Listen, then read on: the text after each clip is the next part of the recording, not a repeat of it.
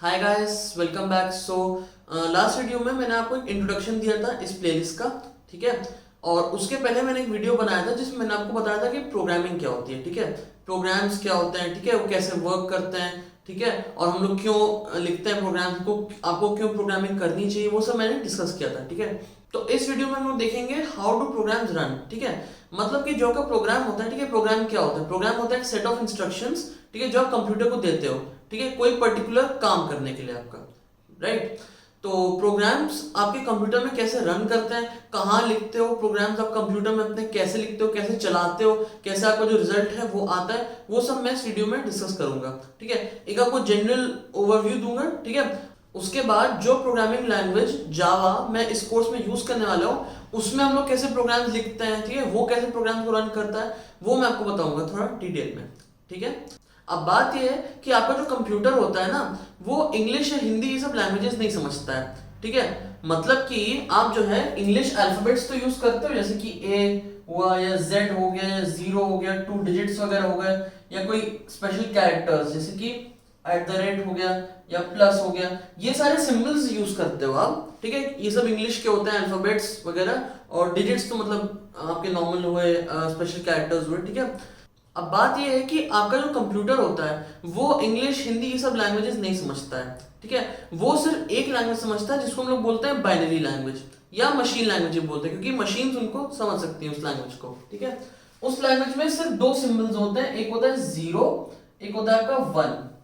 समझ रहे हैं, मतलब कोई भी इंस्ट्रक्शन आपको देना होता है वो आपको ऐसे 0 1 1 0 1 1 0 1 0 1 1 ऐसे जीरो और वन के कॉम्बिनेशन बना के देना होता है, ठीक है। जैसे कि आपके पास कोई अल्फाबेट है ए, तो ए को आप ये जीरो और वन के कॉम्बिनेशन से रिप्रेजेंट कर सकते हो। कैसे?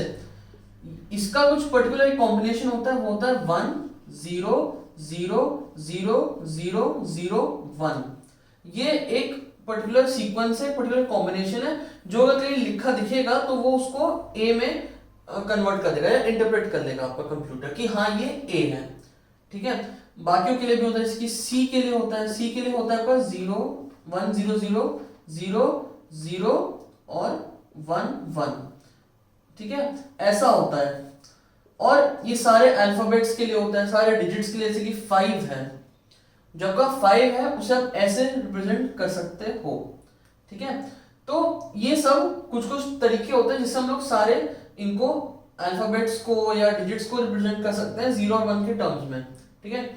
बट बात ये आती है कि ये लिखना बहुत मुश्किल होता है, ठीक है। मतलब कि सिर्फ 0 और 1 से ये चीजें लिखनी बहुत डिफिकल्ट होती है। अभी तो मैंने सिंबल्स लिखे हैं कुछ कुछ, एक ए लिखा है, एक ये अलग से सी लिखा है, एक ये 5 अलग से लिखा है। अब समझिए आपके पास कोई प्रोग्राम है जिसमें ऐसे thousands of alphabets, thousands of digits use हुए हैं, तो कितने बड़े बड़े आपके कॉम्बिनेशन बन जाएंगे 0 और 1 के। तो वो प्रोग्राम लिखना, और फिर कोई भी लिखा हुआ प्रोग्राम मशीन लैंग्वेज या बाइनरी लैंग्वेज में लिखा हुआ कोई भी प्रोग्राम समझना बहुत मुश्किल हो जाता है, ठीक है। इसलिए हम लोग इस लैंग्वेज में नहीं लिखते हैं। भले कंप्यूटर सिर्फ ये समझ सकता है, लेकिन फिर भी हम सीधा इस लैंग्वेज में लिख नहीं सकते क्योंकि हमको नहीं समझ में आएगा, ठीक है। तो इससे एक थोड़ी सी और अच्छी लैंग्वेज होती है जिसको हम लोग बोलते हैं असेंबली लैंग्वेज, ठीक है। हम लोग उसको बोलते हैं असेंबली लैंग्वेज। असेंबली लैंग्वेज इससे थोड़ी और इजियर लैंग्वेज होती है समझने के लिए।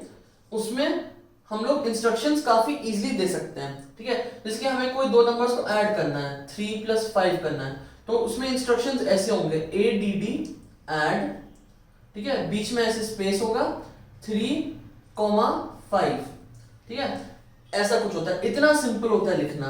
अगर इसी इंस्ट्रक्शन को आप लिखोगे इसके टर्म में 0 और 1 के टर्म में तो बहुत बड़ा हो जाएगा। इसमें सिंपल है ADD ऐड 3, 5, तो मतलब ऐड करो। सब्ट्रैक्ट के लिए SUB होता है असेंबली लैंग्वेज में, SUB 6, 2, तो 6 - 2 मतलब 4 आपको ये लाके दे देगा, ठीक है। तो ये होती है असेंबली लैंग्वेज। अब बात ये है कि आपकी मशीन तो सिर्फ 0 और 1 समझती है, जो कि होती है बाइनरी लैंग्वेज, राइट। तो अब असेंबली लैंग्वेज को बाइनरी लैंग्वेज में कन्वर्ट कौन करता है? तो जो सॉफ्टवेयर आपका असेंबली लैंग्वेज को बाइनरी लैंग्वेज में कन्वर्ट करता है उसको बोलते हैं असेंबलर। तो असेंबलर जो होता है, जो भी आप प्रोग्राम लिखते हो असेंबली लैंग्वेज में, उसको कन्वर्ट करता है 0 और 1 के कॉम्बिनेशन में, ठीक है, ताकि आपका कंप्यूटर समझ पाए, राइट। अब जब लोगों ने असेंबली लैंग्वेज बनाई तो मशीन लैंग्वेज या बाइनरी लैंग्वेज से थोड़ा इजियर हुआ इसमें लिखना इंस्ट्रक्शंस, बट ये असेंबली लैंग्वेज भी थोड़ी सी मुश्किल थी, ठीक है। इसका कोड भी बहुत बड़ा हो रहा था। अब देखिए ऐड और सब्ट्रैक्ट तो काफी सिंपल चीजें होती हैं, बट अगर बहुत सारा डेटा प्रोसेस करना है, बहुत सारे कैलकुलेशंस करना है, तो इसका प्रोग्राम भी बहुत लेंदी हो रहा था, बहुत डिफिकल्ट हो रहा था समझने में, ठीक है, कॉम्प्लेक्स हो रहा था। जैसे आप देख सकते हैं यहाँ पे हमने सिर्फ 2 नंबर्स ऐड किए, उसके लिए हमको 1 लाइन लग रही है, ठीक है। ऐसे ही अगर आपको बहुत सारे नंबर्स ऐड करने हैं, ठीक है, कई कई बार ऐड करने हैं, तो डिफिकल्टी हो सकती है, राइट। तो असेंबली लैंग्वेज से भी ज्यादा अच्छी लैंग्वेज लोगों ने बनाई जो कि थोड़ी और इजियर होती है समझने में और इंस्ट्रक्शंस लिखने में, जिसको हम लोग बोलते हैं हाई लेवल लैंग्वेज। तो हाई लेवल लैंग्वेज जो होती है वो असेंबली लैंग्वेज से भी एक लेवल ऊपर होती है, मतलब उसको लिखना असेंबली लैंग्वेज से भी बहुत इजी होता है, ठीक है। और हम लोग जो एक्चुअली यूज करते हैं आजकल लैंग्वेजेस सारी वो सारी हाई लेवल लैंग्वेजेस ही होती हैं, ठीक है। इनमें इंस्ट्रक्शंस लिखना बहुत इजी होता है। हाँ, बस यही है कि आपको मशीन लैंग्वेज या बाइनरी लैंग्वेज में कन्वर्ट करना होता है, जो 0 1s दिखाए थे ना आपको, उस कॉम्बिनेशन में कन्वर्ट करना होता है। उसके सॉफ्टवेयर आते हैं, अभी बताऊंगा कौन कौन से होते हैं, ठीक है, जो हाई लेवल लैंग्वेज को मशीन लैंग्वेज में कन्वर्ट करते हैं, ठीक है। हाई लेवल लैंग्वेज में आपका आ सकता है जैसे कि हो गया सी, हो गया C++ हो गया, जावा हो गया, आपका पाइथन हो गया, जावास्क्रिप्ट हो गया, सब जो है आपकी हाई लेवल लैंग्वेजेस होती है, ठीक है। तो ये सारी हाई लेवल लैंग्वेजेस आपने सुनी होंगी, ठीक है। जो जनरली अगर प्रोग्रामिंग स्टार्ट कर रहे होते हैं वो सब इन्हीं से करते हैं, C++ पढ़ते हैं लोग, जावा पढ़ते हैं सबसे पहले, ठीक है। तो अब हम लोग हाई लेवल लैंग्वेजेस तो यूज कर लेते हैं अपना प्रोग्राम लिखने के लिए, बट उनको मशीन लैंग्वेज में कन्वर्ट कैसे करें, ठीक है। मशीन लैंग्वेज को हम लोग लो लेवल लैंग्वेज ही बोलते हैं, ठीक है। ये हाई लेवल है, मतलब हमारे लिए इजी टू अंडरस्टैंड है, इजी लिख सकते हैं, फिर उसको नीचे ले जाके मशीन लैंग्वेज में कन्वर्ट करना पड़ता है, 0 और 1s तक ब्रेक डाउन करना पड़ता है, ठीक है। जो हम लिखते हैं वो काफी कॉम्प्लेक्स इंस्ट्रक्शंस होते हैं समझने के लिए, उनको सिंपल 0 और 1s में ब्रेक करते हैं हम लोग, ठीक है। ब्रेक करते हैं मतलब कन्वर्ट करते हैं, राइट। तो इसलिए उसको बोलते हैं लो लेवल लैंग्वेज, ठीक है। तो अब इस हाई लेवल लैंग्वेज को उस लो लेवल लैंग्वेज या मशीन लैंग्वेज में कन्वर्ट करने के लिए हम लोग 2 सॉफ्टवेयर यूज करते हैं। वो होते हैं, एक होता है वो कंपाइलर और एक होता है आपका इंटरप्रेटर।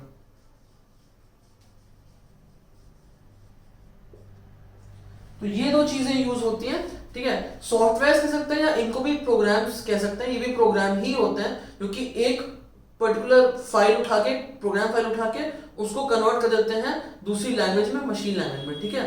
तो ये दोनों कंपाइलर और इंटरप्रेटर आपके हाई लेवल लैंग्वेज के प्रोग्राम को लो लेवल लैंग्वेज प्रोग्राम में कन्वर्ट कर देते हैं, ठीक है। मतलब मशीन लैंग्वेज के प्रोग्राम में 0 और 1s के कॉम्बिनेशन में कन्वर्ट कर देते हैं, ठीक है।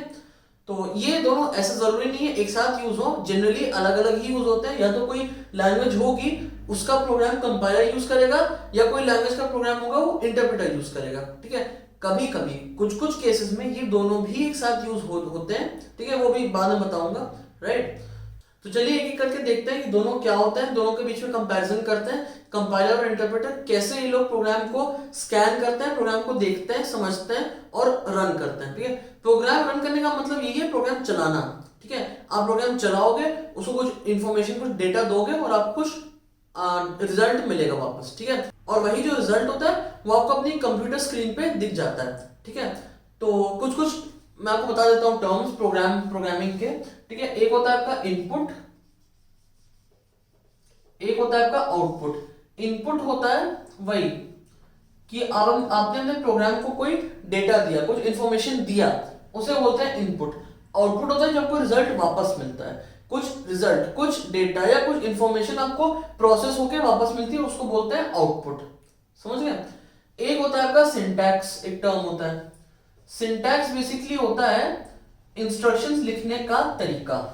प्रोग्राम जब आप लिखते हो तो आप कुछ पर्टिकुलर इंस्ट्रक्शंस लिखते हो, उन इंस्ट्रक्शंस को लिखने का जो तरीका होता है किसी भी लैंग्वेज को यूज करके, उसको बोलते हैं सिंटैक्स, ठीक है। जैसे कि जावा ले लो, जैसे कि मैं इस प्लेलिस्ट में जावा यूज करूंगा, तो हम लोग पढ़ेंगे जावा सिंटैक्स क्या होता है, मतलब कि जावा में हर एक एक छोटी छोटी चीज का सिंटैक्स क्या होता है, लिखने का तरीका क्या होता है, वो हम लोग देखेंगे, ठीक है। और फिर उन्हीं को यूज करके हम लोग प्रोग्राम्स लिखेंगे, ठीक है।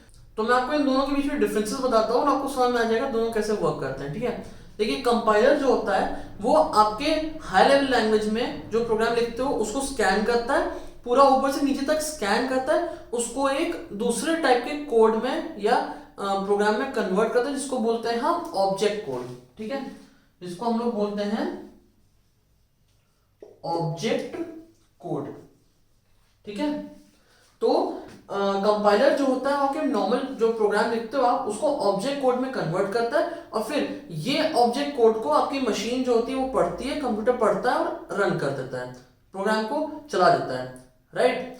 तो ये चीज होती है कि कंपाइलर कैसे वर्क करता है। इंटरप्रेटर क्या होता है, इंटरप्रेटर वो आपका पूरा का पूरा प्रोग्राम एक साथ ऐसे नहीं पढ़ता है ऊपर से नीचे, उसको इसमें कन्वर्ट नहीं करता ऑब्जेक्ट कोड में, वो एक लाइन पढ़ता है, एक लाइन पढ़ता है, उसको मशीन कोड में कन्वर्ट करता है और रन कर देता है। एक लाइन लेता है, उसको कन्वर्ट करता है मशीन लैंग्वेज में और रन कर देता है, दूसरा लेता है, कन्वर्ट करता है, रन कर देता है, ठीक है।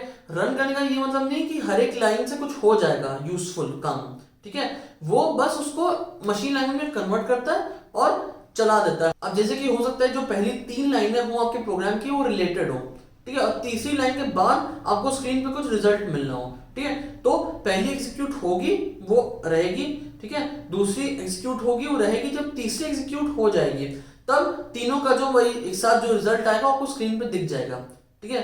जरूरी नहीं कि प्रोग्राम की हर लाइन के बाद आपको कुछ रिजल्ट मिलेगा ही स्क्रीन पे अपनी, वो हो सकता है कुछ पर्टिकुलर सेट ऑफ लाइंस हो, ठीक है, तो जब सारी एग्जीक्यूट हो जाएंगी लाइन बाय लाइन तो आपको रिजल्ट स्क्रीन पे मिल जाएगा।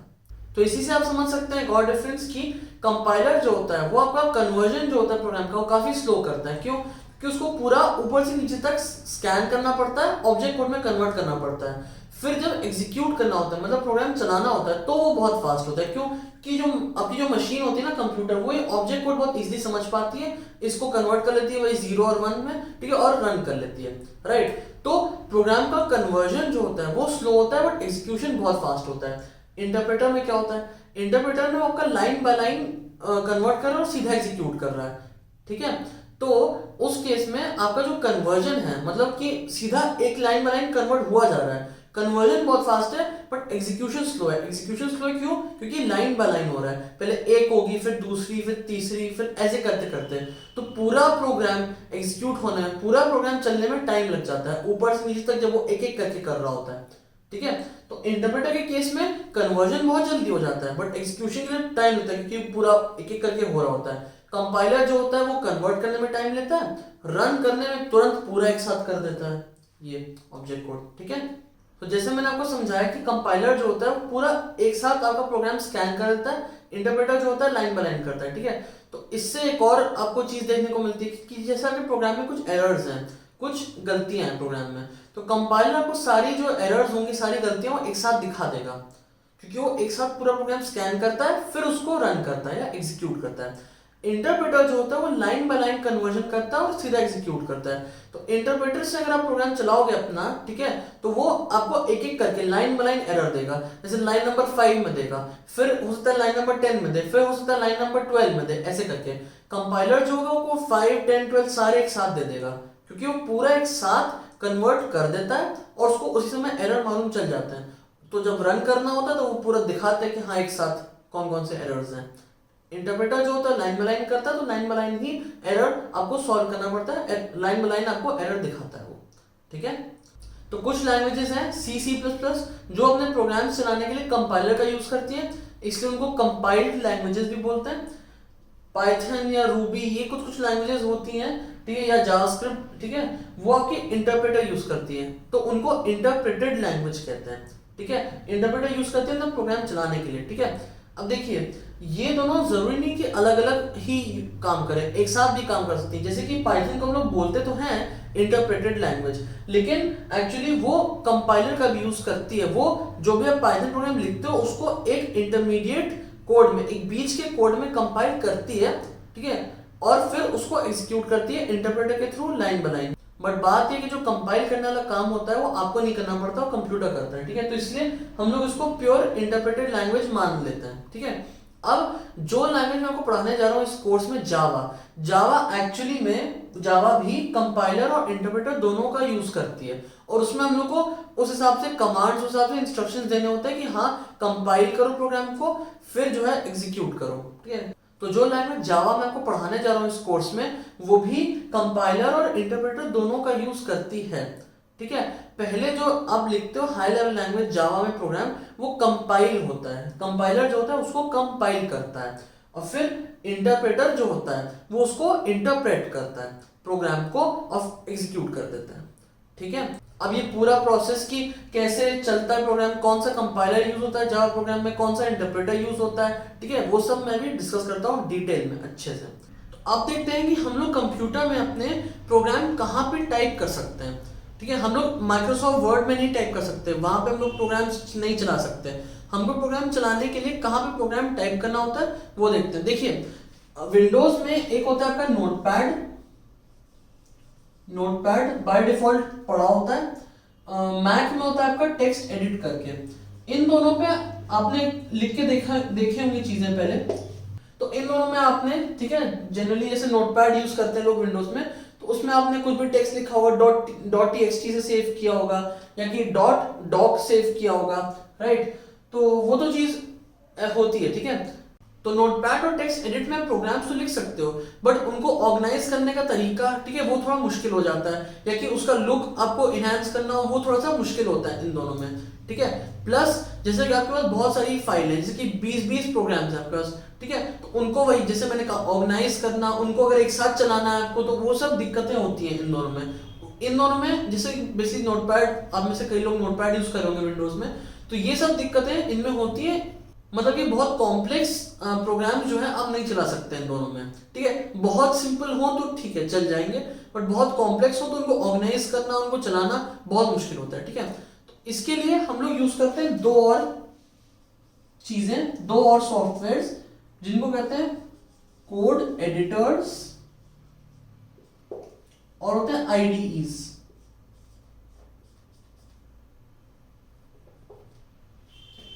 तो कोड एडिटर क्या होता है? कोड एडिटर एक जगह होती है जहां पे आप अपने प्रोग्राम्स लिख सकते हो, ठीक है, बट उसमें कई सारे टूल्स होते हैं जिससे कि कई सारे प्रोग्राम्स को एक साथ ऑर्गेनाइज करना, मैनेज करना बहुत इजी हो जाता है, प्लस उसका लुक आप काफी कुछ एनहांस कर सकते हो। ठीक है, कोड एडिटर यूज करके, ठीक है, मतलब उसमें वही कुछ सिंपल टूल्स होते हैं, ज्यादा हैवी टूल्स नहीं, सिंपल टूल्स होते हैं जिनसे आपका जो ऑर्गेनाइजेशन है पूरे कोड का, मतलब कई सारे प्रोग्राम्स को आप ऑर्गेनाइज कर सकते हो, वो बहुत ईजी हो जाता है। ठीक है, एक और होता है आईडीई करके, इंटीग्रेटेड डेवलपमेंट इन्वायरमेंट, इसका फुल फॉर्म होता है इंटीग्रेटेड डेवलपमेंट इन्वायरमेंट। ये थोड़े, इसमें थोड़े से और टूल्स होते हैं, ठीक है, कोड एडिटर्स से थोड़े से ज्यादा टूल्स होते हैं, जिससे कि आपका कोई बहुत कॉम्प्लेक्स सॉफ्टवेयर है जिसमें कई सारी फाइलें हैं, 50 फाइलें हैं, तो उनको ऑर्गेनाइज करना, ठीक है, या उनको एक साथ चलाना, ठीक है, वो सब काम जो है वो आईडीईज में थोड़ा और अच्छा होता है, थोड़े एडिशनल टूल्स होते हैं।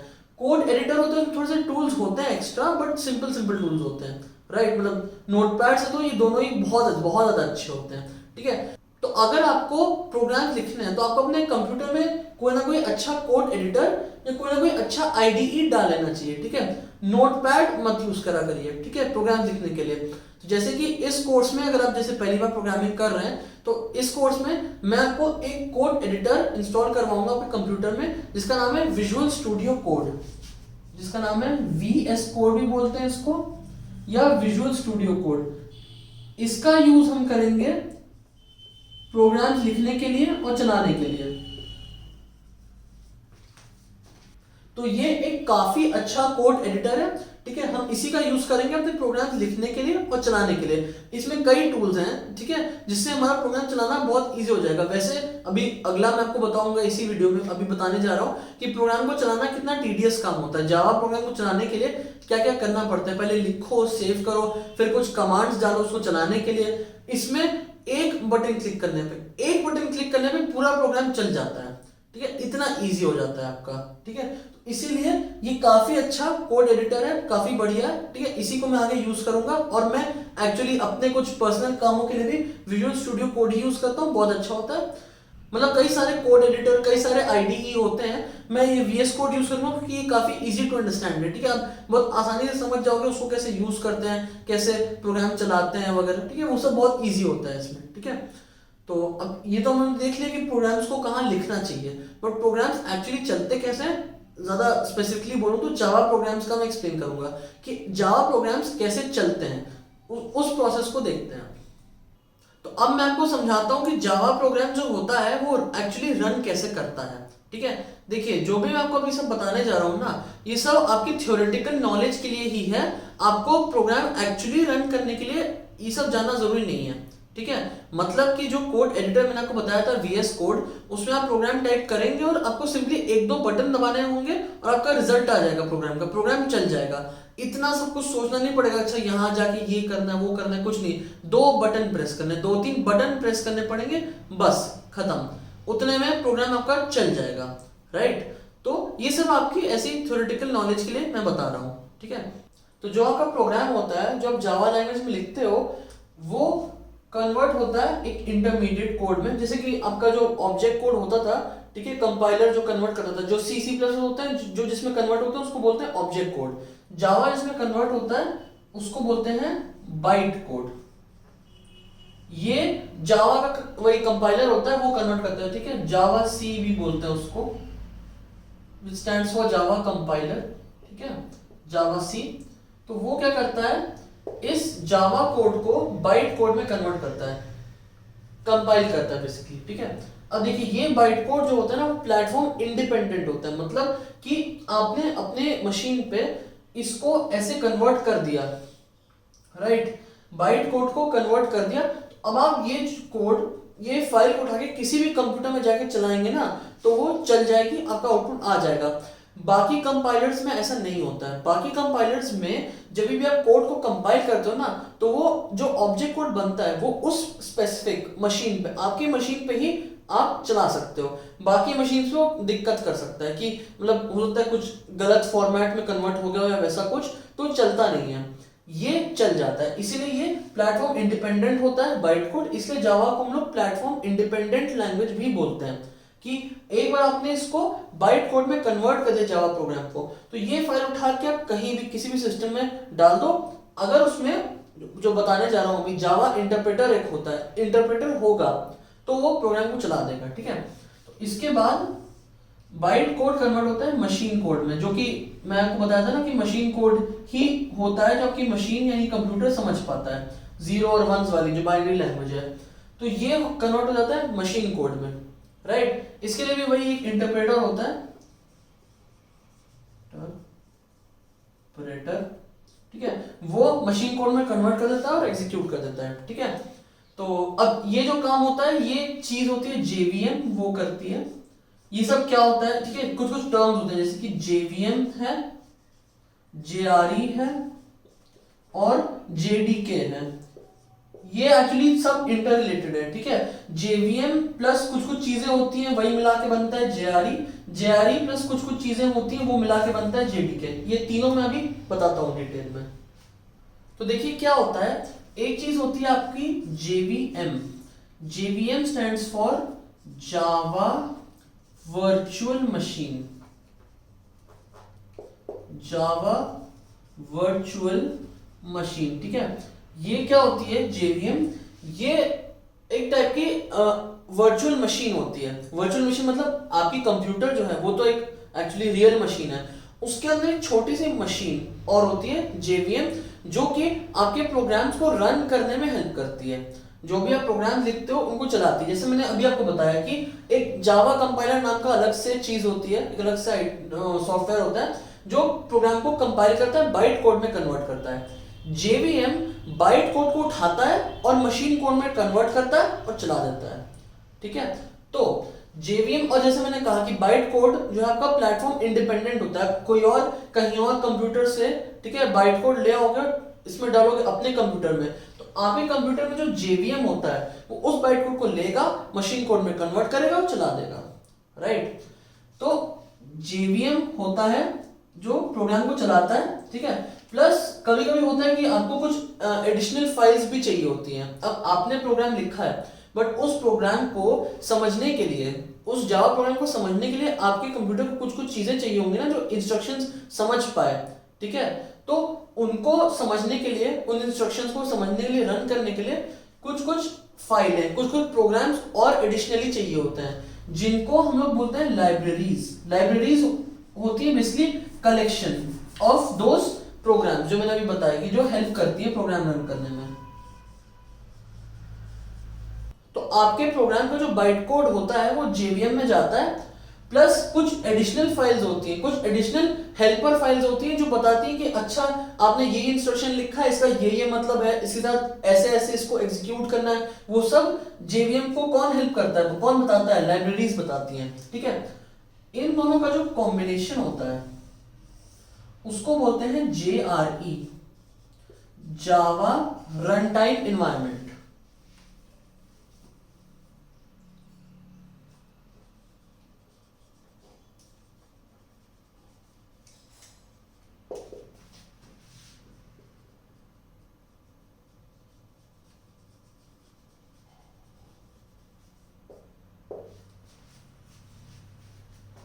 जावा रन टाइम एनवायरनमेंट। ठीक है, तो मतलब ये लाइब्रेरीज जो होती हैं वो पहले से बने बनाए प्रोग्राम्स हैं, जिसने जावा बनाई थी उसने ये सब प्रोग्राम्स लिखे हैं, बनाए हैं।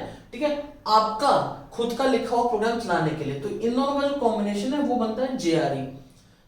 JRE मतलब Java run time environment. Run time environment मतलब वही एक जगह, एक एनवायरनमेंट जहाँ पे आप प्रोग्राम डाल के चला सको। ठीक है, अब JRE के साथ कुछ कुछ टूल्स भी आते हैं। टूल्स मतलब वही जावा कंपाइलर आपका टूल हुआ। ठीक है, एक कोई डॉक्यूमेंटेशन का टूल होता है, एक लोडर होता है। लोडर मतलब जो आपके कंप्यूटर मतलब जावा प्रोग्राम को लोड करता है, चलाता है, उन सब के लिए कुछ कुछ टूल्स होते हैं, वो आते हैं JRE के साथ। ठीक है, और फिर इसका जो कॉम्बिनेशन होता है JRE plus some additional tools, उसको हम लोग अल्टीमेटली बोलते हैं JDK, जावा डेवलपमेंट किट। ये पूरा का पूरा किट होता है, जावा डेवलपमेंट किट। ठीक है, तो ये सारी चीजें होती हैं, जैसे कि JVM मैंने आपको बताया क्या होता है, बाइट कोड को चलाता है, किसकी हेल्प से, लाइब्रेरीज की हेल्प से। ठीक है, और फिर ये जो सब होता है काम, उसके लिए टूल्स चाहिए होता है ना, कंपाइलर हुआ या वही जैसे लोडर बताया। ठीक है, एक डॉक्यूमेंटेशन करने के लिए कुछ कुछ कई सारे टूल्स होते हैं। ठीक है, इस पूरे कॉम्बिनेशन को JDK कहते हैं। तो जब भी आपको अपने कंप्यूटर में प्रोग्राम्स चलाने होते हैं, ये सब मैं आपको नेक्स्ट वीडियो में दिखाऊंगा करके। ठीक है, जब भी आपको अपने कंप्यूटर में प्रोग्राम चलाने होते हैं ना, तो आप इंटरनेट से डाउनलोड करते हो JDK। JDK कह सकते हैं पूरा का पूरा एक मास्टर सॉफ्टवेयर है, जिसमें कई सारी फाइलें, कई सारे टूल्स होते हैं। ठीक है, तो JDK आप इंटरनेट से डाउनलोड करते हो, अपने कंप्यूटर में उसको इंस्टॉल करते हो। उसके बाद आपका कंप्यूटर तैयार हो जाता है जावा प्रोग्राम्स रन करने के लिए। ठीक है, उसके बाद का प्रोसेस मैंने आपको बताया है। विजुअल स्टूडियो कोड जो होता है उसको भी हम लोग डाउनलोड करके इंस्टॉल करते हैं। ये दोनों काम करते हैं, एक आपका है विजुअल स्टूडियो कोड, एक है आपका JDK। ये दोनों डाउनलोड करेंगे इंटरनेट से, अगले वीडियो में दिखाऊंगा। इंस्टॉल करेंगे और फिर सिंपली विजुअल स्टूडियो कोड खोलो, नई फाइल बनाओ, प्रोग्राम लिखो। ठीक है, और फिर कुछ कुछ कमांड डाल के प्रोग्राम को चला दो। अब मैं आपको दिखाता हूं कि विजुअल स्टूडियो कोड में टाइप करने के बाद चलाते कैसे हैं, इन सबको यूज करके, वो मैं आपको दिखाता हूं अभी। तो जैसे मैं आपको कहा कि आप नोटपैड वगैरह पे भी प्रोग्राम लिख सकते हो अपना। ठीक है, तो मैं आपको नोटपैड के लिए ही बता देता हूं कि VS कोड में बस थोड़ा सा डिफरेंस होगा। ठीक है, कि हम थोड़ा काम हमारा छोटा हो जाएगा। ठीक है, बहुत ईजी हो जाएगा। मैं आपको नोटपैड में बताता हूँ क्या करते हैं हम लोग। नोटपैड में आपने देखा होगा, कोई भी लिखते हो चीजें, आप जनरली .txt उसको सेव करते हो या .doc सेव कर देते हो। ठीक है, हम लोग क्या करते हैं जावा में, जब भी प्रोग्राम लिखते हैं तो हम लोग नई फाइल क्रिएट करते हैं, अपना प्रोग्राम टाइप करते हैं। ठीक है, पूरा इंग्लिश अल्फाबेट्स, डिजिट्स वही सारे होते हैं, कोई ऐसा अलग सी चीज नहीं होती, वही सारे होते हैं। तो जैसे आपको कोई वर्ड डॉक्यूमेंट सेव करना होता है तो आप .doc करते हो। पावर पॉइंट प्रेजेंटेशन के लिए आप PPT करते हो। राइट, जावा प्रोग्राम को सेव करने के लिए आपको एक्सटेंशन यूज करना पड़ता है .java। अब जैसे आपकी फाइल का नाम है हेलो, तो आपको करना पड़ता है hello.java ऐसे। ठीक है, तो मान लीजिए आपने ये सेव कर लिया, अब चलाएं कैसे। अब बात यह है कि आपने सुना होगा आपके विंडोज में एक चीज होती है कमांड प्रॉम्प्ट करके। हो सकता है अगर आप लोग पहली बार प्रोग्रामिंग वगैरह सीख रहे हैं तो आपने कमांड प्रॉम्प्ट का यूज ना किया। कमांड प्रॉम्प्ट का यूज प्रोग्रामर्स करते हैं जनरली, कुछ कुछ कमांड चलाने के लिए। तो अगर आप पहली बार पढ़ रहे हैं प्रोग्रामिंग तो आपने शायद ना यूज किया हो, बट एक होता है कमांड प्रॉम्प्ट करके आप सर्च कर सकते हैं, CMD टाइप करेंगे आ जाएगा। मैक में टर्मिनल कहते हैं उसको। ठीक है, तो टर्मिनल या कमांड प्रॉम्प्ट जो होते हैं वो किस चीज में हेल्प करते हैं? वो हेल्प करते हैं कि आप अपने कंप्यूटर में, ठीक है, अपने सिस्टम में एक फाइल ढूंढें और उसके ऊपर कुछ कमांड्स चलाएं, ठीक है। तो आप क्या कर सकते हैं, जैसे जहां भी आपने hello.java सेव किया है ना, इस फोल्डर तक आपको करना नहीं पड़ेगा, VS कोड में बहुत इजी होता है सब, बता रहा हूं। तो आपको क्या करना होता है, अपना CMD यानी कमांड प्रॉम्प्ट या मैक का टर्मिनल यूज करके जो है इस फाइल तक जाना होता है। वो CD करके कुछ कुछ कमांड्स होते हैं, उनसे जाते हैं उस फोल्डर तक जहां पे ये फाइल प्रेजेंट होती है। उसके बाद हम लोग दो कमांड्स रन करते हैं इसको चलाने के लिए। एक बार हमने जावा इंस्टॉल कर लिया है सिस्टम पे, फिर ये काम बता रहा हूं, ठीक है।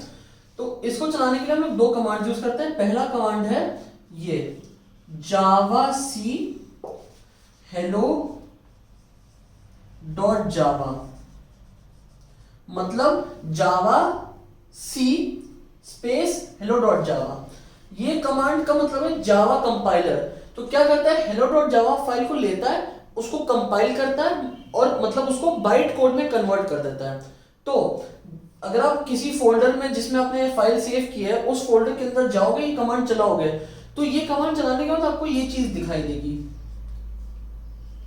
hello.class करके, ठीक है। अगर कुछ कुछ एरर्स होंगे, कोई दिक्कत हो गया प्रोग्राम में, कुछ गलतियां होंगी, तो वो यहाँ पे नीचे आ जाएंगी। अगर सही से चल गया तो आप देखोगे कि hello.class क्रिएट हो गया। अब ये डॉट क्लास क्या चीज है, यही है आपका बाइट कोड वाली फाइल, यही है आपका बाइट कोड। इसी को मैं कह रहा था कि आप उठा के किसी और सिस्टम में डाल के चला दो, चल जाता है। तो ये आपका बाइट कोड है, ठीक है। बट इसको आप खोलोगे तो खुल नहीं पाएगा कि वो फॉर्मेट थोड़ा उसका अजीब सा है। ये जो है ये आपके इंग्लिश के अल्फाबेट्स ABCD नहीं यूज करता है, इसमें कुछ कुछ अलग सिंबल्स होते हैं। तो इसको आपकी जरूरत नहीं है, इसको खोलने की जरूरत नहीं है आपको, तो छोड़ दीजिएगा, ठीक है। अब इसके बाद अब एक दूसरा कमांड चलाते हो। एक बार ये बन के आ गई ढंग से, एरर्स वगैरह जो भी दिक्कतें हैं वो सॉल्व कर लिया आपने, ये बन के आ गई। अब इसके बाद आप ऐसा कुछ कमांड लिखते हो, जावा सी नहीं, सिर्फ जावा स्पेस हेलो, ठीक है। और ये डॉट जावा नहीं लिखते हो। बेसिकली पहले क्या आपने किया, पहले आपने किया कंपाइल hello.java फाइल को, उससे hello.class बन के आ गया। इसी को आप इंटरप्रेटर के थ्रू चलाओगे। ये सिर्फ जो जावा लिखा है मतलब कि इस फाइल को इंटरप्रेट करो, ठीक है, और फिर मतलब उसको चला दो। तो जावा स्पेस हेलो मतलब hello.class, बट यहां पे हम hello.class नहीं लिखते हैं, ठीक है, सिर्फ नाम से चल जाता है हेलो, राइट। तो अब ये जो क्या करेगा, यहाँ का प्रोग्राम लेगा, इंटरप्रेट करेगा, उसको चला देगा, एग्जीक्यूट कर देगा। तो जब आप टर्मिनल में या अपने कमांड प्रॉम्प्ट में चलाओगे ना टाइप करके, तो जो आउटपुट होगा प्रोग्राम का उसी के नीचे आ जाएगा जहां पे आप ये कमांड रन करोगे। अगर कोई एरर्स, फिर से एरर्स नहीं होंगे तो आपका चला के दिखा देगा आपको, ठीक है, कि ये रहा आपका आउटपुट। तो ऐसे चलाते हैं प्रोग्राम, ठीक है। लेकिन टेंशन मत लीजिए, ठीक है, कि कमांड प्रॉम्प्ट खोल के अंदर जाना होगा, सेव करना होगा, दोनों कमांड चलाने होंगे, नहीं। ये सब है जो नॉर्मली लोग करते हैं अगर वो लोग कोड एडिटर्स या IDE नहीं यूज करते हैं। जैसे मैंने आपको बताया था ना कि कोड एडिटर और IDE हमारा ये सब काम बहुत आसान करते हैं। तो अब हम लोग इतना सब ये जो TDS प्रोसेस है ये हम लोग बिल्कुल नहीं करेंगे, ठीक है, इतना फालतू का हम लोग काम नहीं करेंगे। हम लोग यूज करेंगे विजुअल स्टूडियो कोड, जिसमें आपको कुछ भी नहीं करना है, आपको एक बटन दबाना है, सही में सिर्फ एक बटन दबाना होगा आपको, और ये सारा काम हो जाएगा, आपका आउटपुट आ जाएगा, प्रोग्राम चल जाएगा, खत्म, ठीक है। आपको बस ये काम करना है, यहां तक प्रोग्राम अपना सेव करना है hello.java, उसके बाद एक बटन होता है, एक बटन क्लिक करना है और उससे ये सारा काम हो जाएगा कि वो ढूंढ लेगा कि कंप्यूटर में कहां आपकी फाइल है, ये दोनों कमांड चला देगा और आपका जो आउटपुट है, जो रिजल्ट है, वो दे देगा आपको स्क्रीन पे, पूरा काम कर देगा। और कुछ एरर्स होंगे, कुछ दिक्कत होंगी, कुछ गलतियां होंगी तो आपको दिखा देगा वो, ठीक है। बट मेन बात यही है कि ये सारा काम आपका कम हो जाता है, आपको ये सब कुछ भी नहीं करना पड़ता, आपको सिर्फ सेव करना है। उसको सेव करने के बाद एक बटन क्लिक करेंगे, प्रोग्राम चल जाएगा पूरा पूरा, ठीक है। इसीलिए विजुअल स्टूडियो कोड आसान होता है, इसलिए लोग कोड एडिटर्स और IDEs यूज करते हैं, ठीक है। नोटपैड में आपने किसी भी प्रोग्रामर को नोटपैड में टाइप करते हुए नहीं देखा होगा, ठीक है। नोटपैड में कर रहा है मतलब हो सकता है वो बहुत बिगनर हो, ठीक है, तब भी काम आसान करने के लिए विजुअल स्टूडियो कोड है, ठीक है। उसके अलावा कई सारी और हैं, इसकी आपकी कोई नेटबीन्स हो गई या एक्लिप्स हो गई, मतलब बहुत सारी है, बहुत सारी है, ठीक है। तो इसलिए मैं विजुअल स्टूडियो कोड यूज कर रहा हूँ, क्योंकि वो इजी टू अंडरस्टैंड है, आपको समझ में आ जाएगा बहुत इजीली कैसे उसको यूज करते हैं, ठीक है। बिल्कुल अगले वीडियो में उसी के ऊपर पूरा बनाऊंगा कि कैसे प्रोग्राम को टाइप करते हैं, सेव करते हैं, चलाते हैं कैसे, ठीक है। एक डमी प्रोग्राम ले लूंगा, ठीक है। अभी तो मैंने आपको कुछ सिखाया नहीं कैसे एक्चुअली लिखते हैं जावा प्रोग्राम, तो वो बाद में होगा। एक ऐसे ही सिंपल सा बना बनाया कोड के प्रोग्राम लूंगा मैं, कॉपी पेस्ट कर लूंगा, चला के दिखा दूंगा कुछ भी, एक ऐसे ही रैंडम वाला, ठीक है। जिससे आपको प्रोसेस मालूम चल जाएगा प्रोग्राम चलाते कैसे हैं। फिर तो जो है जब लिखते लिखते जाएंगे कि करके, तो आप प्रोग्राम चलाते ही जाएंगे, आपको दिखता जाएगा आउटपुट वगैरह, ठीक है। और हाँ, ये विजुअल स्टूडियो कोड फ्री है बिल्कुल, इसमें कोई हम लोग पेड चीज नहीं यूज कर रहा है, ठीक है। जेडीके आपका बिल्कुल फ्री है, विजुअल स्टूडियो कोड बिल्कुल फ्री है, सब फ्री है, कोई पैसा नहीं देना आपको, ठीक है। तो इस वीडियो में मैंने डिस्कस किया कि हम लोग प्रोग्राम चलाते कैसे हैं, ठीक है। मतलब कि हम लोग तो हाई लेवल लैंग्वेज में लिखते हैं प्रोग्राम्स, बट उनको मशीन लैंग्वेज में कैसे कन्वर्ट किया जाता है, कौन कन्वर्ट करता है, कंपाइलर इंटरप्रेटर पढ़ाया था मैंने आपको, ठीक है। फिर मैंने आपको जावा का पूरा बताया कि जेडीके, जेआरई, जेवीएम क्या होता है, ठीक है। और हम लोग जो है प्रोग्राम को लिख के, ठीक है, नोटपैड वगैरह में कैसे चलाते हैं, ठीक है। और फिर विजुअल स्टूडियो कोड में डिफरेंस क्या होता है, वो मैंने आपको बताया डिफरेंस की, ये सारा काम वन क्लिक में हो जाता है, ठीक है, ये सब समझाया। तो नेक्स्ट वीडियो में मैं आपको जेडीके और विजुअल स्टूडियो कोड डाउनलोड करना, इंस्टॉल करना सिखाऊंगा कंप्यूटर पे, और एक ऐसी रैंडम डमी प्रोग्राम ले लूंगा, ठीक है, वो मैं आपको चला के दिखा दूंगा, ठीक, कैसे चलाते हैं, आपको प्रोसेस समझ में आ जाएगा।